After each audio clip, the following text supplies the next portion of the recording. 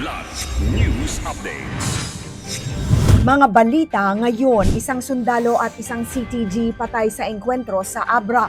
Sundalong nasawi binigyan ng full military honors. Mas mahigpit na seguridad ng ikalimang sona ni PBBM, inilatag ng Malacanang no-fly, no-drone zone at gun ban ipatutupad. 1,000-pound aircraft bomb noong World War II na diskubre sa Albay. Ako po si Cesar Soriano para ihatid ang mga nangungunang balita sa buong kapuluan.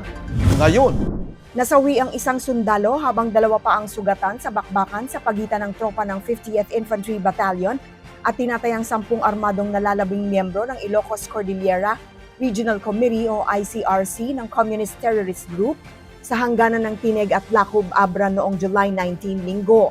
Kinilala ang nasawing sundalo na si Corporal Drexler Gumayat, 33, anak ng Kalinga.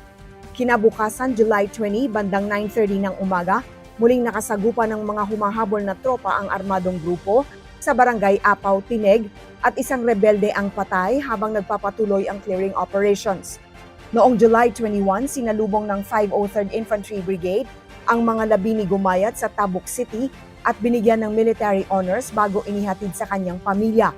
Ayon sa 5th Infantry Division, magpapatuloy ang operasyon laban sa mga nalalabing armadong rebelde. Naglatag ang Malacanang ng mas mahigpit na seguridad para sa ikalimang State of the Nation Address o SONA ni Pangulong Ferdinand Marcos Jr. sa July 27 matapos pangunahan ni Executive Secretary Ralph Recto ang top-level meeting ng government's security cluster noong July 22, Miyerkules. Inutusan niya ang mga ahensya na paigtingin pa ang koordinasyon sa seguridad, traffic management, crowd control at mabilis na pagtugon sa anumang insidente. Binigyang diin din ng kalihim na igalang ang karapatan ng publiko sa mapayapang pagtitipon habang nananatiling mahigpit laban sa karahasan at banta sa kaligtasan.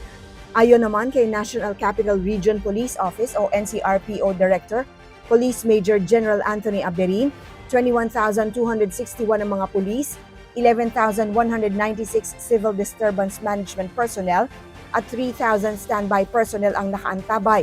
Isa sa ilalim sa full alert ang Metro Manila simula July 24, kasabay ng pagpapatupad ng no-fly, no-drone zone, pansamantalang suspension ng permits to carry firearms outside residence at mga road closure at traffic rerouting sa paligid ng batasang pambansa.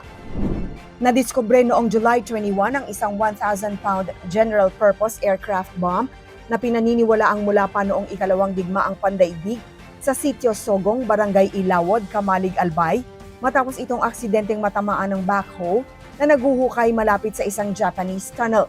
Ayon sa Albay Provincial Explosive Ordnance Disposal and Canine Unit o APECU, aktibo pa ang bomba at maaari pa rin sumabog kapag naapektuhan ang warhead nito.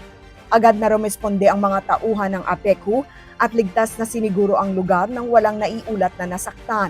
Nakipag-ugnayan ng APECU sa Regional Explosive Ordnance Disposal and Canine Unit 5 para sa ligtas na paglipat at disposisyon ng naturang bomba. Para sa Kidlat News Channel, ako si Rosalyn Sinchonko, nag-uulat. ako po si Cesar Soriano, kasama nyo sa bawat pagputok ng balita.